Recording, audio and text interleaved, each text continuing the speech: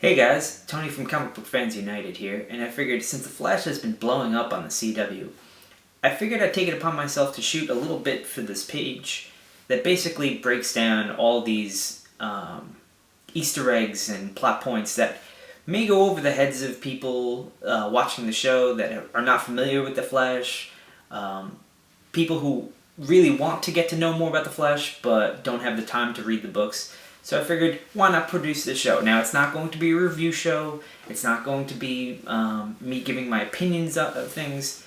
That you'll still find in the normal CBFU podcast anytime we cover the shows. For the record, I do love it. You'll hear more about it in about a week or so. But yeah, I'm thinking of calling this show Flashbacks. And today's episode was called Going Rogue.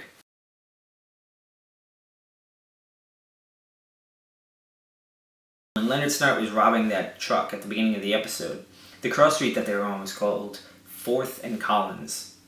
Now, Collins is a nod to Scott Collins, a previous artist that worked on The Flash with Jeff Johns back in the early 2000s, I believe.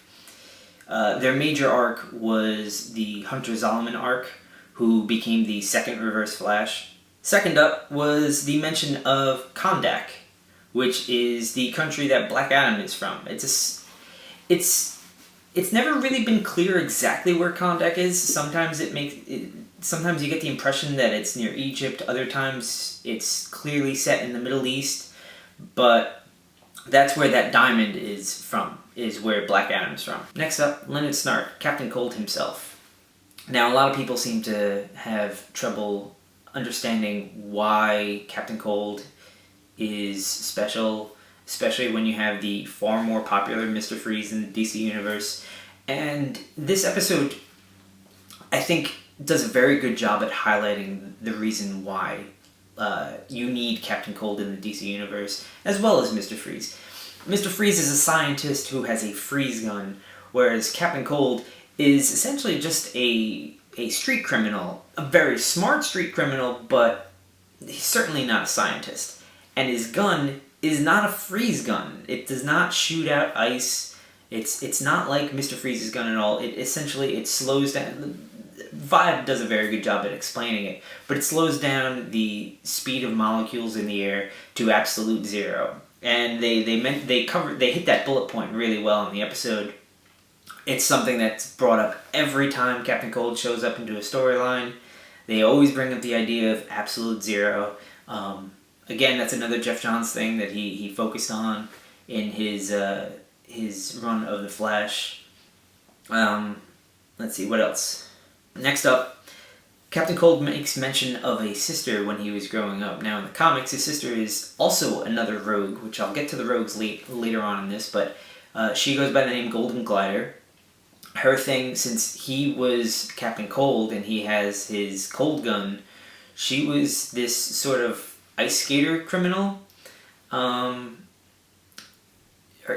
character, from what I remember, her character hasn't really had too many big stories in the DC universe. But it'd be interesting to see if they use her in the show. I saw some people very confused by the idea of Captain Cold killing people on the show. I saw someone asked if they thought he didn't kill, and it's not that he doesn't kill. He would rather not kill cops and guards, as he said in the show, because it brings unwanted attention If you have to do it, you have to do it. But generally speaking, Cold's number one rule is you don't kill cops. One interesting tidbit that I caught in the show is when Felicity asks about Barry's condition and what happens if he runs at top speed, and I really hope we get to see a hint of that by the end of this season. But the most interesting thing that she brings up is does he age faster, and if he was to keep running at his top speed, would he just turn to dust?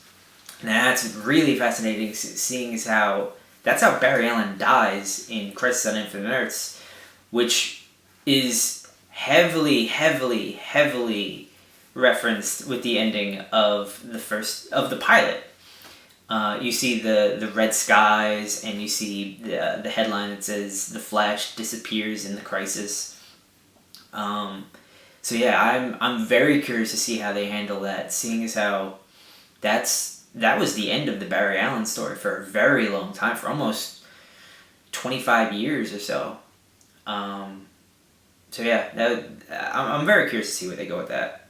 I love the fact that the rogues in this show are traditional rogues, and by that I mean in the New 52, they decided to give the rogue. They decided to infuse the rogues with their powers. So Captain Cold, instead of having a cold gun, he would shoot cold from his hands. Mirror Master is trapped in a mirror world, and Weather Wizard was just given control over the weather, much like the way they did it in the pilot. Heat Wave kind of looks like a furnace now, and truthfully, I hated that change to the rogues. It made them feel less special. I think the rogues work at their absolute best as just street thugs with crazy guns that it's very hard to explain, but it's just a personal preference of mine. So to see that that Captain Cold not only has his cold gun, but also has got his hands on Heat Wave's flamethrower. Super excited for that. On top of that, if you watch that episode, watch this week's episode, and you see Cold walk through that room, and the first thing you see looks kind of like, I don't want to speculate, but it almost looks like something that has a satellite shield on the end of it, or some sort of sonic emitter.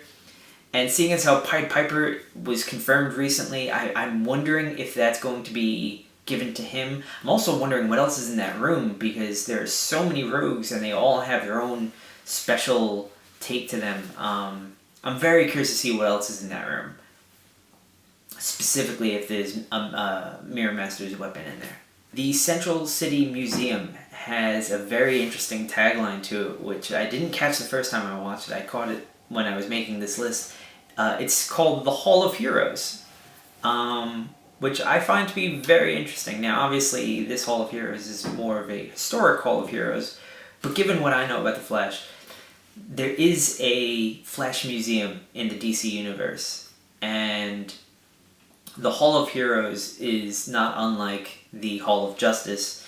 So this is more of an Easter egg, much like the previous episode's mention of moment where Barry says he wouldn't want a museum for himself.